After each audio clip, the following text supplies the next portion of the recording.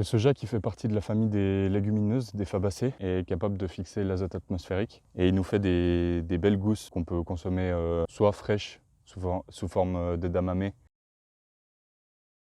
soit sèches sous forme de fèves qu'on peut ensuite utiliser de différentes manières, par exemple pour faire du tofu. Les graines sont assez grosses donc il faut les enterrer assez profondément pour une germination optimale. Si vous travaillez en non-labour, c'est aussi possible de les enterrer moins profondément et de rajouter une grosse couche de paillage par-dessus ou avoir un couvert végétal assez dense qui aidera à la germination. Malgré le fait que c'est une légumineuse, elle est relativement peu productive en Europe, en tout cas si on la sème comme ça. Là-bas elle est en symbiose avec une bactérie précise qui ne survit pas dans nos sols à nous. Ce qui fait que si nous on veut des hauts rendements, il faut qu'on inocule la culture avec ces bactéries de manière artificielle et qu'on fasse ça chaque année. Et du coup si on ne fait pas ça chaque année, la plante pousse quand même, mais elle est quand même moins productive que si elle était inoculée avec ces bactéries. Le soja est relativement sensible aux limaces. Le soja peut être semé à partir de fin avril, début mai, en principe, car c'est pas une plante qui résiste au gel, et elle sera récoltée en fin d'été.